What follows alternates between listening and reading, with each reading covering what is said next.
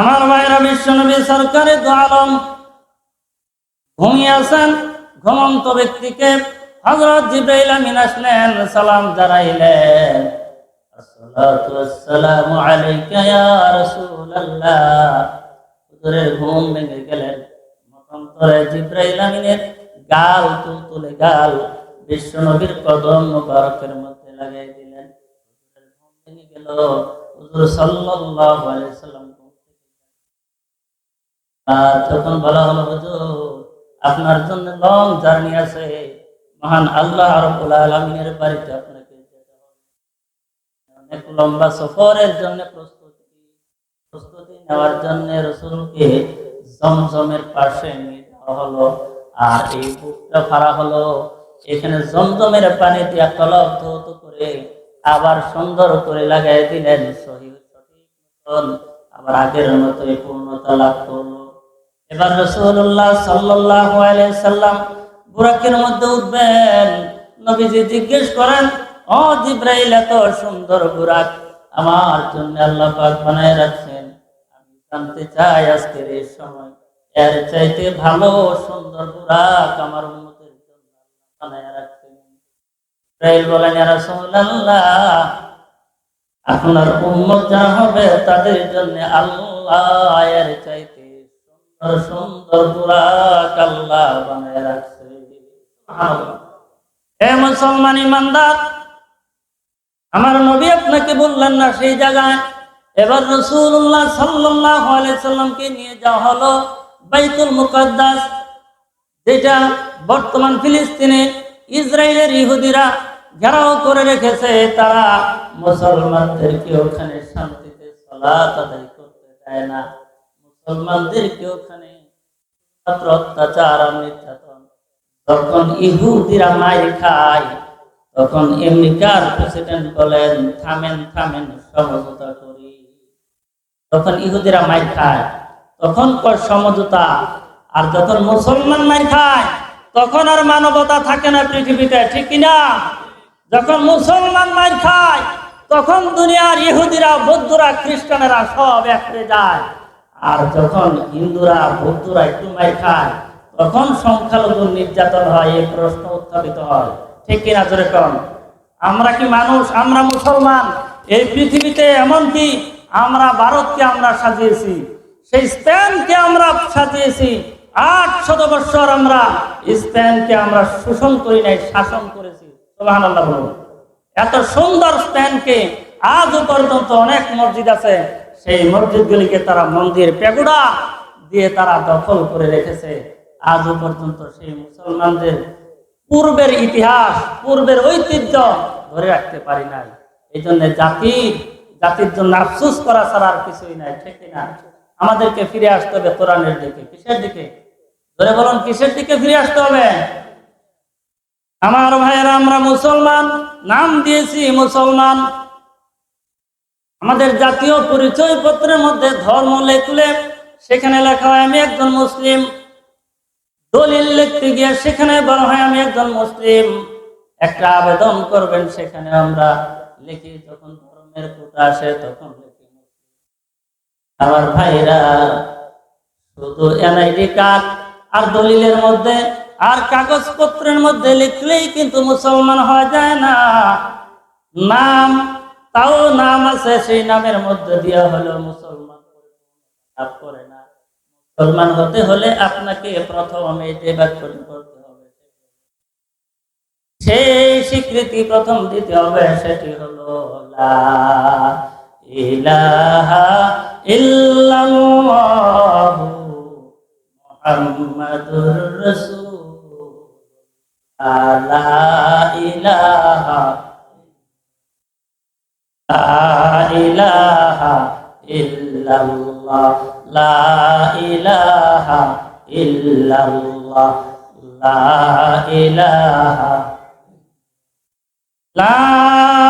ইলাহা ইল্লাল্লাহ মুহাম্মাদুর রাসূলুল্লাহ সাল্লাল্লাহু আলাইহি ওয়াসাল্লাম।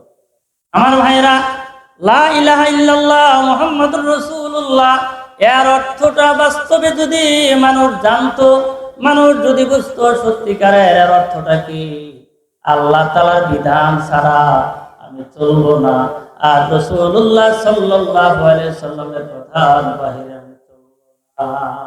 স্বীকৃতি হলো এটা, আল্লাহর কথা, রসুলের সুন্নাহ, এর বাইরে আমি চলতে পারি না। আমি যখন কালিমা পড়েছি, সেই কালিমার মধ্যে আল্লাহ এবং আল্লাহ রসুলের কথার মধ্যে আমি আবদ্ধ হয়ে গেছি। এর বাহিরে আমার চলার কোনো সুযোগ আছে? যারা বলেন এর বাহিরে চলার কোনো সুযোগ আছে? নাই। সুতরাং আপনাকে জিন্দেগি গঠন করতে হলে আল্লাহ যেইভাবে বলেছেন সেইভাবে আপনাকে চলতে হবে। একটা নারী তার পর্দা মেনটেন করে চলতে হবে। একজন মুসলমানকে বছরে 5 দিন রোজা রাখা হারাম, সেদিন আপনাকে রাখতে পারবেন না। একজন মুসলমানকে দাঁড়িয়ে অবশ্যই রাখতে হবে। আজান হয়ে গেছে, মসজিদে যেতে হবে। একটা মেয়েকে যখন বিবাহ দিবেন অথবা ছেলেকে বিবাহ করাবেন, সেই শুভ বিবাহের দিনে আপনাকে অবশ্যই খুতবার মাধ্যমে বিবাহ হবে। কোনো আদান প্রদান হবে না, সেখানে শুধুমাত্র আল্লাহ এবং আল্লাহ রসুলের বিধান যা আছে সেটাই মানতে হবে। গায়ে হলুদ নামক কোনো কিছু আপনি ব্যবহার করতে পারবেন না। ঠিক কিনা? ঠিক কিনা? গায়ে হলুদ আছে না নাই? আমাদের মুসলমানের ঘরে গায়ে হলুদ আছে। সেখানে কতগুলি সুন্দরী নারীরা তারা সেজে গুজে কত সুন্দর করে মেয়েকে, দুলাভাইকে সাজাইতে যায়। আছে না নাই? আপনাদের বেলাসী এলাকায় নেই আছে? আল্লাহ আপনাদের উপর রহম করুন, এর থেকে আল্লাহ ইবাদত করুন, বলি আমিন।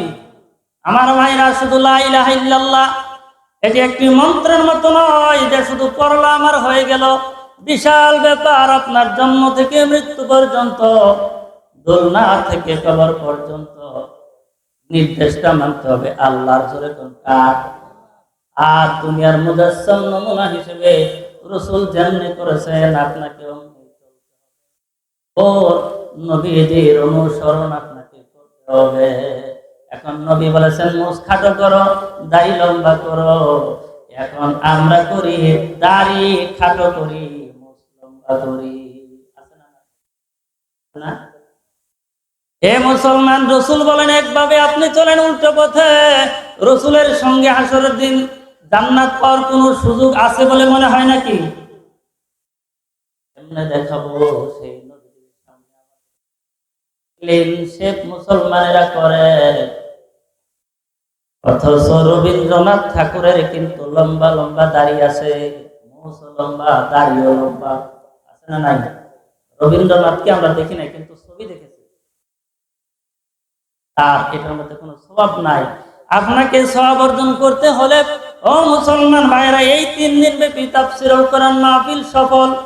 আপনি যদি এখান থেকে কিছু নেন তাও সফল, না নিলেও সফল। আলহামদুলিল্লাহ বলেন। কারণ কর্তৃপক্ষ মানুষের হেদায়েতের জন্য তারা অক্লান্ত চেষ্টা করে যাচ্ছে। এই কোরআনের আওয়াজ কিয়ামত পর্যন্ত আল্লাহ রাব্বুল আলামিন চালিয়ে যাবেন। এটাকে বন্ধ করার মতো কারো ক্ষমতা নাই। এই কোরআন কার? বলুন কার? এই কোরআনকে বন্ধ করার জন্য আবু জাহেল কোন চেষ্টা করে নাই, ঠিক কিনা? এই কোরআনকে বন্ধ করার জন্য আবুল আহাব, উতবা, সাইবা, যুগে যুগে আবুল আহাব, আবু জাহেলের নাতিপুতিরা কোরআনকে বন্ধ করার জন্য তারা আক্রান্ত চেষ্টা করে গেছে, ঠিক কিনা? যেরকম এমনকি মুসলমানের সন্তানেরা পর্যন্ত বন্ধ করে দিতে চায়, ঠিক কিনা? কিন্তু শেষ পর্যন্ত কোরআন বন্ধ হয় না, ওরা বন্ধ হয়ে গেছে, ঠিক কিনা? এই কোরআনকে বন্ধ করার জন্য যেই আসবে তাকে আল্লাহ বন্ধ করে দিবেন, ঠিক কিনা? বাস্তব প্রমাণ। বাংলাদেশের দিকে লক্ষ্য করে দেখেন, খালি যত বাধা, সব মাহফিলের মধ্যে যত বাধা, ঠিক কিনা? মাহফিলের মধ্যে বাধা, বাউল গানে কোনো বাধা নাই। অথচ ইদানিং জাগ্রত মুসলমান ইনশাআল্লাহ তৌহিদি জনতা দেখে গেছে আবুল সরকার আল্লাহকে নিয়ে যে নানান ধরনের কটূক্তি শেষ করলো, আপনারা সোশ্যাল মিডিয়াতে তা দেখেছেন, ঠিক কিনা? বাউল গানের মতো ফাউল গান মুসলমানদের জন্য যদি মুসলমানরা এই কাজ করে, তাহলে হিন্দুরা আর বৌদ্ধরা, খ্রিস্টানেরা চুপে চুপে হাসে আর বলে আমাদের আর কাজের দরকার নাই, কারণ মুসলমানকে ঠেকাবার জন্য মুসলমানই যথেষ্ট, ঠিক কিনা? অতএব মুসলমান, আপনি যে কাজ করতে যাচ্ছেন আপনাকে হিসাব করে কাজ করতে হবে। এবার বলেন কেরামান কাতিবিন কি? ওয়াজ করি আর গান করি আর চুরি করি, ছিনতাই করি আর নফল নামাজ পড়ি, সবাই কেরামান কাতিবিন। এগুলি রেকর্ড করতেছি কি করতেছে না, যারা বলেন হিসাব দেওয়া হবে না?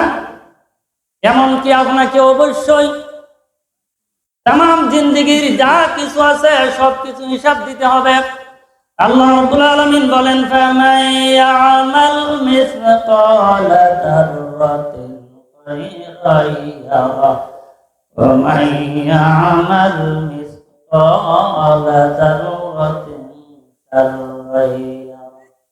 কোন পরিমাণ নেক কাজ সেটাও আল্লাহ রাব্বুল আলামিন আপনাকে দেখাবেন, কোন পরিমাণ একটা গুনাহ করলেন সেটাও দেখাবেন, আমাকেও দেখাবেন, আপনাকেও দেখাবেন। সেদিন আমরা বলবো মালি হাদাল কিতাব, এটা কি আশ্চর্য কিতাব, রাতের বেলা আমি যে চুরি করলাম সেটাও পর্যন্ত বাদ পড়ে নাই, আর রাতের বেলা আমি নেক কাজ করলাম সেটাও বাদ পড়ে নাই। এরকম একটা কিয়ামতের ময়দান আমাদের জন্য সামনে আছে না? আছে না নাই? ও মুসলমান, আছে না নাই? কলমের খোঁচায়, কলমের খোঁচায় অনেক, ওই যে করোনাকালীন সময়ে চাউলের বস্তা অনেকে কোথায় কোথায় রেখেছেন, মাটির তলায় পুঁতে রেখেছেন। আল্লাহ কি দেখে নাই? ধরে বলেন আল্লাহ কি দেখে নাই? মুসলমান, আপনি কি করে সেই জনগণের মাল অর্থগুলি এইভাবে আত্মসাৎ করেন? আপনি কি করবেন এই সম্পদ দিয়া? এই টাকা দিয়ে আপনি করবেন কি? চুরি আর এই টাকা, এই ছিনতাই, এই হত্যা, এই ধর্ষণ, আল্লাহর কাছে যখন আপনি উঠবেন মুসলমান হিসেবে, আপনাকে এই কালিমার সাথে আপনার এই চুরি সম্পর্ক আছে? ধরে বলেন আছে? কালিমা বলে একটা, আমি করি আর একটা। ইসলাম বলে একটা, আমি বলি আর একটা। মুখে মুখে আমি কালিমা, মুখে মুখে আমি ইসলামের কথা বলি, আসলে বাস্তবে কিছুই নাই। মাঝে মধ্যে তখন সময় আসে, নির্বাচন আসলে পরে মাথায় টুপি উঠে, আছে না নাই? নির্বাচন আসলে পরে টুপি, ভাই সারা বছর টুপি কোথায় থাকে?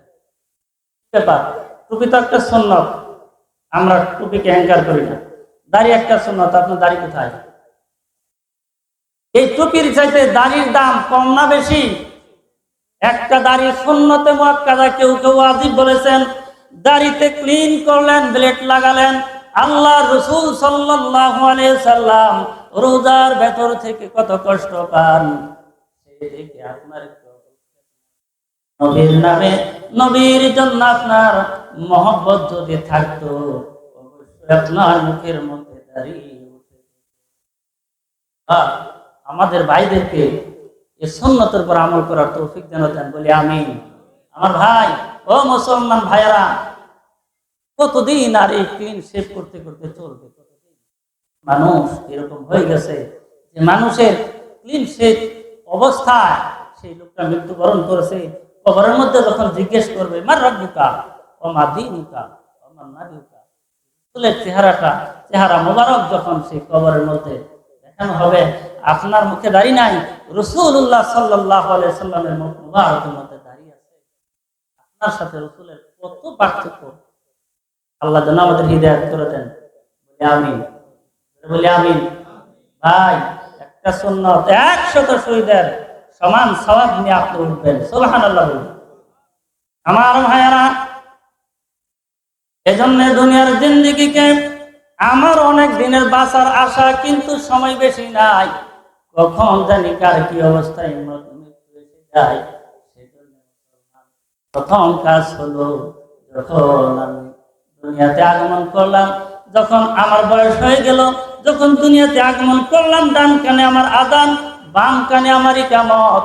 এই আযান আর ইকামতের মধ্য দিয়া এই অল্প সময়ের আমার আর আপনার জিন্দেগি গঠন করতে পারেন। ও আমার বন্ধু, আমার আল্লাহ আপনার জন্য সুসংবাদ দেন, শুনো, তোমার জন্য সুসংবাদ হলো, ইয়া আইয়াতুহান নাফসুল মুতমাইন্নাহ ইরজি'i ইলা রাব্বিকি রাদিয়াতাম ফাদখুলি ফি ইবাদি ওয়াদখুলি জান্নাতি। যদি আপনি আর আমি জীবনটা গঠন করে নিতে পারি, মা বোনেরা, যদি আমি আর আপনি ইসলামকে মেনে দুনিয়া থেকে যেতে পারি, আল্লাহ পাক আপনার জন্য মৃত্যুর সময় জান্নাত দেখায়া তারপরে মৃত্যু দান করবেন। বলেন আলহামদুলিল্লাহ, ধরে বলেন আলহামদুলিল্লাহ। আল্লাহ যেন আমাদেরকে জান্নাত দেখায়া মৃত্যু দান করেন বলি আমি। এজন্য আমাদের প্রস্তুতি নেওয়ার দরকার আছে না ভাইরা? আপনারা ভালো, আপনারা আমলি মানুষ, আপনাদেরকে আল্লাহ তাআলা আপনাদের উপর রহম করুন, মায়েদের উপর রহম করুন। যারাই কর্তৃপক্ষ আয়োজন করেছেন, বিশ্বাস করুন, আল্লাহর কসম করে বলি, এম এ মান্নান সাহেব যিনি আইসি, যারই মা তিনি কবরে শুয়ে আছেন, ওনারা কবর থেকে সদকায়ে জারিয়া সওয়াব পাচ্ছেন। মাওলানা জালালউদ্দিন সাহেব ওনারা সওয়াব পাচ্ছেন, ঠিক কিনা? বলেন ঠিক কিনা? এই জন্য এই মাহফিল চলুক, আপনারা চান ইনশাআল্লাহ? বলেন আল্লাহ যেন কবুল করেন বলি আমিন। কিয়ামত পর্যন্ত কবুল করুক, জোরে বলি আমিন। এই মাহফিলটা এলাকার জন্য একটি বিশাল একটি রহমত, একটি বরকত। একদিন আপনি থাকবেন না। আমার ভাইয়ের, আমার বন্ধুরা, বিশ্বনবী সরকারে দো আলম রাহমাতুল লিল আলামিনকে যে বাহনটাতে চড়ানো হলো, সেই বাহনটার নাম হলো বুরাক। বারকুন শব্দের অর্থ হলো বিদ্যুৎ। বিদ্যুতের গতি পাওয়ার প্রতি সেকেন্ডে 1,86,000 মাইল যায়। এই যে ইলেকট্রিসিটি এখান থেকে সুইচ দেওয়া মাত্র 1 মুহূর্তের মধ্যে 1,86,000 মাইল পৌঁছে যায়। দুনিয়ার মানুষের আবিষ্কার করা এই ইলেকট্রিসিটির যদি এত গতি সম্পন্ন হয়, মহান রব্বুল আলামিন যে বুরাক পাঠাইলেন, সেই বুরাকের গতি পাওয়ার কত? মাত্র 2 কদম লাগলো মক্কা থেকে সেই বাইতুল মুকাদ্দাস যেতে মাত্র 2 কদম লাগছে। জোরে বলেন সুবহানাল্লাহ। এত বিশাল দূরত্বের রাস্তা মাত্র 2 কদম। আল্লাহ কি পারে কি পারে না? জোরে বলেন পারে কি পারে না? আল্লাহ রাব্বুল আলামিন অবশ্যই পারেন। সেই কথা মানুষ বিশ্বাস করবে না বিদায় প্রথমে সুবহান শব্দ ব্যবহার করেছে। আমরা আশ্চর্যতম কোনো ঘটনা শুনলে সুবহানাল্লাহ বলি কি বলি না? আল্লাহ তাআলা সব অক্ষমতা, দুর্বলতা থেকে তিনি পবিত্র, এই জন্য তিনি সুবহান শব্দ দিয়ে ব্যবহার করেছেন। মানুষের জ্ঞান সীমাবদ্ধ, অল্প জ্ঞান, আর আল্লাহর জ্ঞান স্বয়ং সম্পূর্ণ জ্ঞান। তার জ্ঞানের কোনো সীমারেখা নাই। এই স্বয়ং সম্পূর্ণ কমপ্লিটলি জ্ঞানের সামনে আমাদের জ্ঞান কিছুই না, বুঝে আসবে না বিদায় আল্লাহ তাআলা সুবহান ব্যবহার করে মানুষদেরকে বুঝাই দিলেন। কোনো অস্পষ্টতা নাই, কোনো দুর্বলতা নাই। আল্লাহ তাই করেছেন যা কোরআনে বলেছেন। সুবহানাল্লাহ। এই কোরআনকে একটি মাত্র কোরআন, এই কোরআনকে আমরা মনে করি হুজুরদের ব্যাপার। এটা কি আসলে হুজুরদের কোনো বিষয়? সব মুসলমানদের। এমনকি এই কোরআনকে গবেষণা করে নাসা বিজ্ঞান এখন প্রায় মঙ্গল গ্রহের যান পাঠাবে চিন্তা। চাঁদের দেশে তো ওরা চলেই গেছে। এই কোরআন দিয়ে মানুষ গবেষণা করতে করতে সেই আমেরিকার নিউ ইয়র্ক সিটির পাশে 6 মাইল পর্যন্ত গভীরে চলে গেছে। এরপরে আর যাওয়ার সম্ভব হয় নাই। জোরে বলেন আল্লাহু আকবার, জোরে বলেন আল্লাহু আকবার। আরো চেষ্টা চলছে কোথায় কোথায় কি আছে না আছে তা খুঁজে খুঁজে বের করার জন্য। ও মুসলমান, এই কোরআন শুধু বাবার খতম করানোর জন্য আসে নাই। এই কোরআন এসেছে জাতির কপাল পুরা, জাতির ভাগ্য উন্নয়নের জন্য কোরআন এসেছে, ঠিক কিনা? যেরকম কিন্তু দুর্ভাগ্যের বিষয়, এক শ্রেণীর মানুষেরা মনে করে এই কোরআন হুজুরদের বিষয়, মসজিদে থাকবে, এটা সংসদে যাবে না। এই ধারণাটাই আপনাকে ইহুদি, বৌদ্ধ, খ্রিস্টানেরা শিখিয়েছে, ঠিক কিনা? ধরে বলেন। এই কোরআনে কারিমে প্রথমে যে সূরাটি আছে সেই সূরাটির নাম সূরা ফাতিহা। সূরাটির নাম কি? যারা বলেন সেই সূরাটির নাম কি?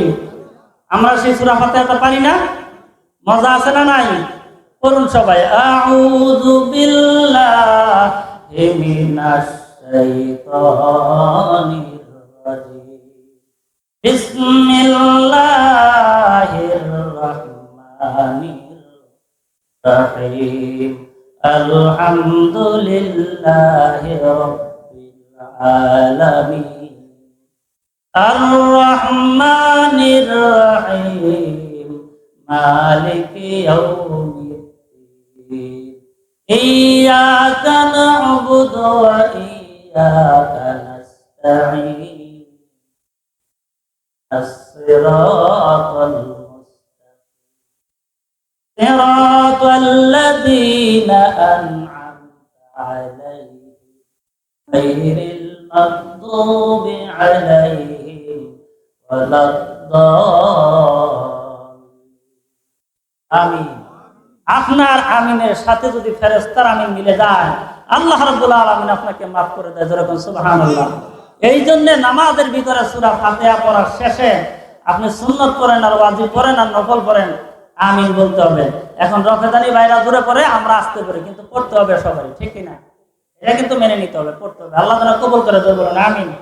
আমার ভাইরা, মূল কথা এই সূরা ফাতিহা পড়ে যদি পানির মধ্যে ফুঁক দেয় আপনার আম্মা, আপনি যদি ওটা পান করেন ইনশাআল্লাহ ইয়াদ রাখতে হবে আপনি শিফা পাবেন, সুস্থতা অনুভব করবেন। যেরকম সুবহানাল্লাহ। কোরআনের অ্যাকশন, কোরআনের বাস্তবতা, কোরআনের মুজিজা আছে না নাই? আছে। বাউল গান, এই গান, সেই গান, কনসার্টের মধ্যে হারমোনিয়াম আছে, তবলা আছে, তারপরে ডুল আছে, আরো কত কি আছে, ডান্স আছে, এরপরও সেখানে মজা নাই। কিন্তু কোরআনে কারিমের সূরা ফাতিহা 1400 বছর আগে থেকে আজ পর্যন্ত নামাজের ভিতরে কম করে হলো 30 বার তেলাওয়াত করা হয়। ডুল লাগে না, হারমোনিয়াম লাগে না, কিছুই লাগে না। মজা কম না বেশি? ধরে বলেন কম না বেশি? এর চাইতে বাস্তব প্রমাণ মজুদার কি চান? কনসার্ট হলে পুলিশ যতক্ষণ থাকে, পাবলিক থাকে 100, পুলিশ থাকে 50, এরপরও গন্ডগোল আছে না নাই? কিন্তু মাহফিলের মধ্যে একটা পুলিশ আছে, আছে পুলিশ, রহমত আছে, এখানে কি আছে? এটাই তার বাস্তবতা।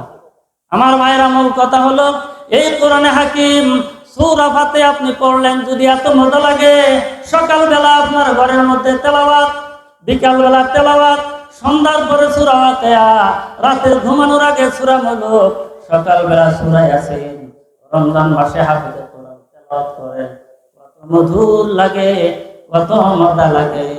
এই কোরআন তেলাওয়াতে যদি এত মজা, এই কোরআন যদি, এই কোরআনে হাকিমের আইন দিয়া যদি সংসদটা চলতো, দেশের চিত্রই পাল্টে যেত, ঠিক কিনা? যখন অবশ্যই এই কোরআন দিয়ে একটাবার দেখান, একটাবার এই কোরআনের ধারক বাহকদেরকে সংসদে পাঠান। আল্লাহর কসম করে বলি, আল্লাহ রাব্বুল আলামিন এর বরকতে আকাশ থেকে রহমত, জমিন থেকে বরকতের রাস্তা আল্লাহ পাক খুলে দিবেন। সুবহানাল্লাহ। আল্লাহ রাব্বুল আলামিনের কথা, যারা দেশের কর্ণধার হবে তারা নামাজকে বাধ্যতামূলক করবে, ঠিক কিনা? জোরে কোন? এই নামাজ যখন বাধ্যতামূলক করবেন, আরব দেশের মানুষেরা যখনই সময় হয় নামাজের সাথে সাথে তারা বালুর মধ্যে যেখানে সময় পায় সেখানে সালাতের জন্য তারা দাঁড়িয়ে যায়। সুবহানাল্লাহ বলুন, জোরে বলুন সুবহানাল্লাহ। সালাত কায়েম করো, সালাত কায়েম করো, সালাত কায়েম করো, সালাত কায়েম করো, হবে সম্মানিত তুমি, হবে জান্নাতি তুমি, হবে সম্মানিত তুমি, হবে জান্নাতি তুমি, ঠিক কিনা? সালাত আদায় করবেন, আপনি জান্নাতি হয়ে যাবেন। আল্লাহ কবুল করুন, জোরে বলেন আমিন। আমার ভাইয়েরা, এজন্য দুনিয়াতে সব কিছু দেখা হলো, কিন্তু কোরআনের বাস্তবতা দেখতে আমাদের বাকি আছে। আল্লাহ যেন সেটা কবুল করে, জোরে বলেন আমিন। মুসলমান ভাইয়েরা, কোরআনকে চিনেন নাই, কোরআনকে বোঝেন নাই। কোরআন যেমনে বুঝার সামনে তেমনি আপনিও শান্তি পাইতেন, ঘরেও শান্তি, বাহিরেও শান্তি। কারণ কোরআন যদি অর্থ সহ বুঝে বুঝে পড়েন, নামাজি লোক, দিনদার লোক দেখে দেখে যদি হযরত ওমর ফারুকের মতো, হযরত আবু বকর সিদ্দিকের মতো, হযরত উসমান, হযরত আলী রাদিয়াল্লাহু তাআলা আনহুর মতো যোগ্য এবং সৎ নেতৃত্ব যদি দেওয়া হতো, পৃথিবীতে সুষম বন্টন নীতি কায়েম হয়ে যেত। অবশ্যই আল্লাহ তাআলা রহমত এবং বরকত নাযিল করবেন। সুবহানাল্লাহ, যারা বলেন সুবহানাল্লাহ। পৃথিবীতে শান্তি প্রতিষ্ঠার জন্য অসংখ্য বছর, শত শত বছর যাবত চেষ্টা করে যাচ্ছে। ভাই, শান্তি নাই, শান্তি নাই, ঠিক কিনা? শান্তির চিত্র যেখানে আমরা নাই সেখানে। বাস্তবতা বলতে একটা ঘটনা মনে পড়ে গেল। কোনো ব্যক্তি অসুস্থ হয়ে গেলে আগের দিনের মানুষ লেখাপড়া জানে না, তো ডাক্তার সাহেবের কাছে শরণাপন্ন হলেন। ডাক্তার সাহেব, আমার তো হাঁটুতে ব্যথা পেয়েছি, হুচটছে। তো ডাক্তার সাহেব ন্যাংটা মলম তো বেশি চিনেন, ন্যাংটা মলম চিনেন না? এখন চিনেন না? ন্যাংটা মলমটা চলে চলে বেশি। বলতেছে এই ন্যাংটা মলম যেখানে ব্যথা পেয়েছেন সেই জায়গায় গিয়া ঘষে লাগাই দিবেন, ব্যথা ভালো হয়ে যাবে। এখন ডাক্তার বোঝাইতে চাইলেন হাঁটু যেখানে ব্যথা পেয়েছে মানে হাঁটুতে এখানে লাগাবেন। রুগী বুঝছে যে গাছের শিকড়ের মধ্যে হুচট খেয়ে পড়ে গেলাম ওই জায়গায়, এই জন্য বেচারা মাটির মধ্যে মলম ডলতেছে, ন্যাংটা মলম। আপনারা বলেন এই বেচারার ব্যথা কি ভালো হবে? বলেন ভালো হবে? জিন্দেগিতে ভালো হবে না। পরের দিন সকালবেলা গিয়ে ডাক্তার সাহেব কি মলম দিলেন, আমার ব্যথা তো ভালোই হলো না, আরো খারাপ হয়েছে। তাহলে আপনি কোথায় লাগাইছেন? বলেন ডাক্তার সাহেব আপনি বলেছেন যেখানে ব্যথা পেয়েছি সেই জায়গায়, আমি তো গাছের গোড়ায় ঠিক মতো মারছি মলম। কোথায় মারছে? গাছের গোড়ায়। কোথায়? গাছের গোড়ায়। ডাক্তার সাহেব বলেন কপাল, আমিও বুঝাইতে পারলাম না, আপনিও বুঝলেন না। আপনি ব্যথা পেয়েছেন হাঁটুতে, মলম মাখবেন এই জায়গায়, আপনি মাখলেন হলো সেই গাছের গোড়ায়। কিয়ামত পর্যন্ত মাখতে পারবেন, শান্তি ফিরে আসবে না, অসুস্থতা ভালো হবে না। কোরআন দিয়ে যতক্ষণ পর্যন্ত দুনিয়া শাসন না হবে শান্তি ফিরে আসবে না। ঠিক কিনা জোরে কম? এই জন্য মুসলমানদেরকে এই জায়গায় ভুলাই রেখেছে ব্রিটিশরা।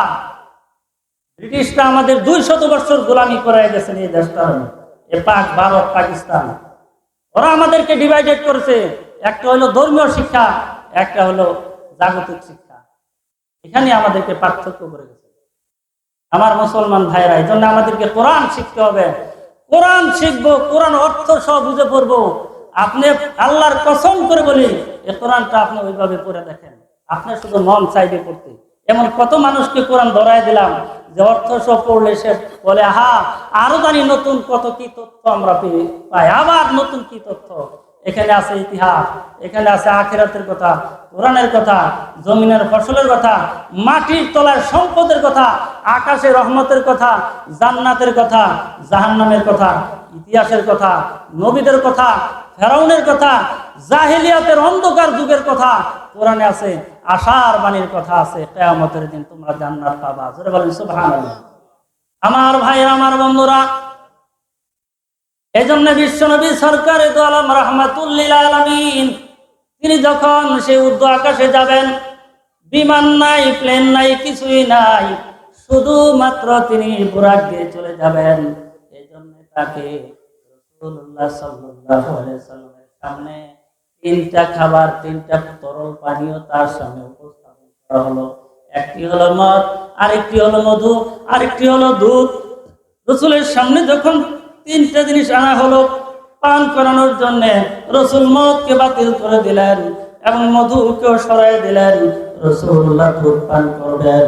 রাসূলুল্লাহ দুধ পান করেছেন, এই জন্য দুধ পান সবচেয়ে শরীরের জন্য সবচেয়ে বড় উপকারী। ও মুসলমান, এরপরে সেখান থেকে প্রথম আসমানে চলে যাওয়া হলো। সেখানে আদম আলাইহিস সালামের সঙ্গে সাক্ষাৎ। দ্বিতীয় আসমানে ঈসা এবং ইয়াহইয়া আলাইহিস সালামের সঙ্গে সাক্ষাৎ। এরপরে সাক্ষাৎ হলো হযরত হারুন আলাইহিস সালামের সঙ্গে, এরপরে হযরত ইদ্রিস আলাইহিস সালামের সঙ্গে, এরপরে হযরত ইউসুফ আলাইহিস সালামের সঙ্গে সাক্ষাৎ, তারপরে হযরত মুসা আলাইহিস সালামের সঙ্গে সাক্ষাৎ, তারপরে সাক্ষাৎ করলেন হযরত ইব্রাহিম আলাইহিস সালামের সঙ্গে। সাক্ষাৎ শেষে ওখানে দেখেন অসংখ্য ছোট্ট ছোট্ট শিশুরা ইব্রাহিম আলাইহিস সালামের সাথে পাশে বসে আছে। ইব্রাহিম আলাইহিস সালাম ওখানে আল্লাহর নামে তাসবিহ শিখাতেন, আর সেই তাসবিহগুলি আদায় করতেছে। এরপরে সিদরাতুল মুনতাহায় হযরত জিবরাইল আমিন চলে গেলেন রাসূলকে নিয়ে। ওখানে যাওয়ার পরে ইয়া হাবিবাল্লাহ, এখানে আমার শেষ সীমানা, আর সামনে অতিক্রম করা আমার সম্ভব নয়। এখান থেকে যদি সামনে যাই তবে আমি আল্লাহ রাব্বুল আলামিনের নূরের তাজাল্লিতে আমি জ্বলে পড়ে যাব। এখান থেকে আর আল্লাহ রাব্বুল আলামিনের দিদার হবে। বলুন সুবহানাল্লাহ। আমার ভাইরা, এখান থেকে চললেন বিশ্বনবী সরকারে দো আলম রাহমাতুল্লিল আলামিন আরশে আজিমে রফরফ নামক বাহন গতি পাওয়ার বুরাকের চাইতে আরো কয়েক হাজার গুণ বেশি চললেন রাসূলুল্লাহ সাল্লাল্লাহু আলাইহি সাল্লাম। মূল ঘটনা আমি উদ্দেশ্য নয়, সংক্ষেপ বলছি। শেষ কথাটা আমি বলে দিব যে কি জন্য এই আলোচনাটা হলো। মূল কথা, এখানে যখন গেলেন রাসূলুল্লাহ সাল্লাল্লাহু আলাইহি সাল্লাম শুনতে পান বিলাল রাদিয়াল্লাহু তাআলা আনহু যে হাঁটার কারণে স্যান্ডেলের যে একটা আওয়াজ, সেই আওয়াজটা তিনি সপ্ত আকাশের উপরে তিনি পেয়েছেন। সুবহানাল্লাহ। হে মুসলমান, একজন বিলাল, হাফসি বিলাল, তার কণ্ঠ, তার পায়ের ধ্বনি এত উপরে চলে গেল কেমনে? আপনি যখন কোনো আমল করেন, কোনো আওয়াজ দেন, যখন রব্বুল আলামিন ওই কাজের জন্য যখন খুশি হয়ে যায়, সঙ্গে সঙ্গে সেটা আরো স্বাধীন পর্যন্ত পৌঁছে যায়। আপনার মা যদি আপনাকে বদদুয়া দেয়, সেটাও চলে যায়। অতএব মুসলমান ভাইয়েরা, জিজ্ঞাসা করা হলো, বিশ্বনবী সরকারে দো আলম দুনিয়া আগমন করে বললেন, বিলাল, এত উপরে চলে গেলাম কিন্তু তোমার সেই পদধ্বনি শুনতে পেলাম এত উপরে, তার কারণ কি?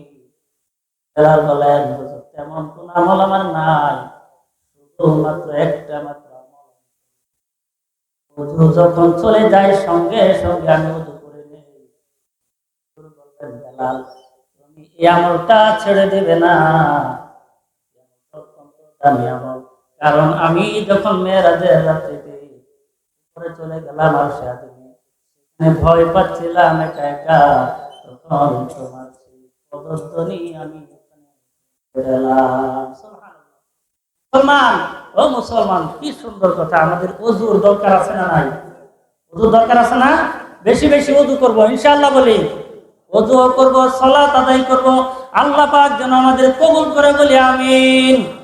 ও আমার ভাইরা, এর পরে সেখান থেকে আল্লাহ রাব্বুল আলামিনের সঙ্গে কথোপকথন হলো, যা আমরা সালাতের ভিতর আল্লাহ পাক বলেন, বন্ধু উপরে আসতেন, আমার এখানে আসতেন, রাসূলুল্লাহ সাল্লাল্লাহু আলাইহি সাল্লাম কদম মুবারক থেকে মুবারক খুলতে চান। আল্লাহ পাক বলেন, বন্ধু জুতা খুলবেন না, কারণ আপনার আমার আরশে আজিম ধন্য হওয়ার জন্য অপেক্ষমান আছে, অতএব জুতা খুলবেন না। রাসূলুল্লাহ সাল্লাল্লাহু আলাইহি সাল্লাম, এ বন্ধু আমার এখানে আসেন, আমার এবার রাসূলুল্লাহ সাল্লাল্লাহু আলাইহি ওয়াসাল্লাম উত্তর দিলেন, আত-তাহিয়াতু লিল্লাহি ওয়াস-সালাওয়াতু। পারেন না? পারেন না? আমরা নামাজের ভিতর পড়ি, সবাই পারেন, আত-তাহিয়াতু লিল্লাহি ওয়াস-সালাওয়াতু ওয়াত-তাইয়্যিবাত। এবার আল্লাহ জবাব দিলেন, আসসালামু আলাইকা আইয়ুহান নাবিয়্যু ওয়া রাহমাতুল্লাহি ওয়া বারাকাতুহু। আপনার পর সালাম, রহমত, বরকত বর্ষিত হোক। জোরে বলেন আমিন। আমার ভাইরা, আমার নবীকে, আপনার নবীকে আল্লাহ নিজে সালাম দেন। সুবহানাল্লাহ বলুন। শুধু নবীকে না, হযরত খাদিজাতুল কুবরা রাদিয়াল্লাহু তাআলা আনহাকে আল্লাহ রাব্বুল আলামিন সালাম দিয়েছেন। সুবহানাল্লাহ। খাদিজা রাদিয়াল্লাহু তাআলা আনহাকে যখন রাসূলুল্লাহ সাল্লাল্লাহু আলাইহি সাল্লাম হেরা গুহা ধ্যানমগ্ন কাফেরদের চোখকে ইসলামকে নিয়ে আসতে মনে করেন, যারা সেই হজে গেছেন অথবা উমরায় গেছেন, হেরা গুহা উঠতে কত কষ্ট, কত কষ্ট। সেখানে আমি 2019 সালে সেখানে গিয়েছিলাম একবার, মানে ডাকের ইচ্ছা হলো, আল্লাহ যদি সেখানে আমি যেতে পারতাম। কিন্তু হেরা গুহার নিচে থাকিয়া যখন উপর দিকে তাকাইলাম, আমি একজন যুবক মানুষ, সাহস হয় নাই। তারপরে আল্লাহ তুমি যদি উঠাইতা, যেখানে কোরআন নাযিল হয়েছে সেই জায়গাটা দেখতা। আল্লাহু আকবার বলেন। ও আমার বন্ধুরা, আপনাদের ইচ্ছা জাগার দরকার আছে না নাই? জোরে বলেন। আল্লাহ যেন আপনাদেরকে মক্কা মদিনা না দেখায়, মৃত্যু না দেন, বলি আমিন। ও আমার ভাইয়েরা, সেখানে ওই যে হেরা গুহার মধ্যে হযরত খাদিজাতুল কুবরা রাদিয়াল্লাহু তাআলা আনহা কাফেরদের চোখকে ফাঁকি দিয়া এত উপরে 3 বেলা খাবার পৌঁছায় দিলেন। খাদিজা রাদিয়াল্লাহু তাআলা আনহা রাসূলের প্রতি এত ভালোবাসা তৈরি করলেন, এই জন্য আল্লাহ রাব্বুল আলামিন রাসূলের সামনে সালাম জানাই দিলেন। বললেন আপনার স্ত্রী খাদিজা রাদিয়াল্লাহু তাআলা আনহাকে যেন সালাম পৌঁছে দেয়। খাদিজা যখন খাবার নিয়ে আসলো, রাসূলুল্লাহ বলেন তোমার জন্য সুসংবাদ, তোমাকে আল্লাহ সালাম জানিয়েছেন। খাদিজা রাদিয়াল্লাহু তাআলা আনহা বলেন ইয়া রাসূলুল্লাহ, খাদিজা রাদিয়াল্লাহু তাআলা আনহা, আমার নারী জাতি আজকে ধন্য হয়ে গেল, আল্লাহ নিজে আমাকে সালাম জানিয়েছেন। সালামের জবাব তো আমার জানা নাই, মেহেরবানি করে আপনি আমার পক্ষ থেকে সালাম দিন। সুবহানাল্লাহ। ও আমার নারী জাতিরা, ও আমার মায়ের জাতিরা, আপনাদের দাম ইসলামে যতটা না দিয়েছে, পৃথিবীর কোন ধর্ম এত সম্মান দিতে পারে নাই, এত ইজ্জত দিতে পারে নাই, ঠিক কিনা যেরকম। আমার ভাইয়েরা, যদি প্রশ্ন করি জান্নাত কার পদতলে, আপনারা বলবেন মায়ের পদতলে। এটা আমাদের বলা নয়, রাসূলুল্লাহ সাল্লাল্লাহু আলাইহি সাল্লাম বলেছেন জান্নাত মায়ের পায়ের তলায়, জান্নাত মায়ের পায়ের তলায়, জান্নাত মায়ের পায়ের তলায়। আর মা বেঁচে নাই, আর দুনিয়াটা খুব কষ্টের। যদি মায়ের কদর করে থাকেন,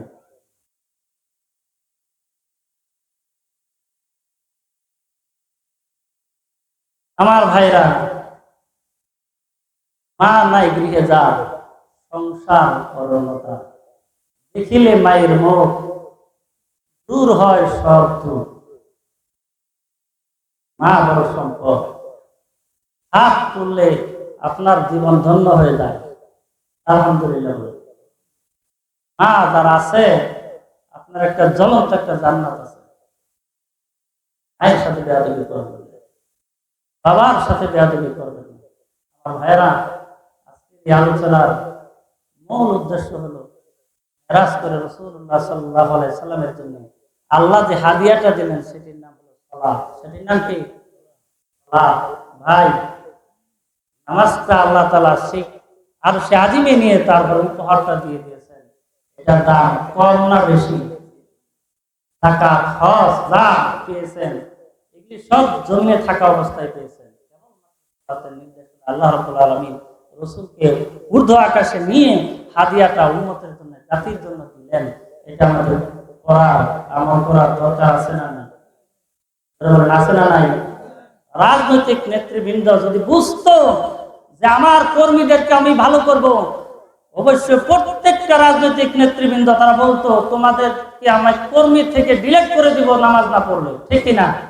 এরকম প্রত্যেকটা নেতৃবৃন্দ যদি বলতো, দেশ এমনি, দেশের সোনার ছেলে এমনি গঠন হয়ে যেত, ঠিক কিনা?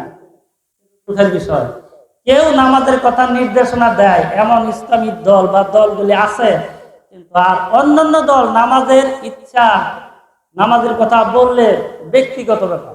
নামাজ কি ব্যক্তিগত ব্যাপার? যারা বলেন নামাজ কি ব্যক্তিগত ব্যাপার, কেমনে ভালো হবে? আল্লাহ যেন সবাইকে নামাজের পাবন্দি করার তৌফিক দান করেন। আমরা বলি আমিন। যা আলোচনা করেছি, কথার কারণে যদি কোনো কষ্ট পেয়ে থাকেন, আল্লাহ রাসূল ক্ষমা করে দেন। আল্লাহ পাক আপনাদেরকেও ক্ষমা করে দেন, বলি আমিন। আপনাদের উপর রহম করুন, বলি আমিন। যদি ভুল হয়ে থাকে, আল্লাহ যেন আপনাদের স্মৃতি থেকে ডিলিট করে দেন। যা সহি কথা বলেছি আমল করার তৌফিক দান করেন, আমিন। ওয়া আখিরু দাওয়ানা আনিল হামদুলিল্লাহি রাব্বিল আলামিন। আসসালামু আলাইকুম ওয়া রাহমাতুল্লাহি ওয়া বারাকাতুহু। আলহামদুলিল্লাহ।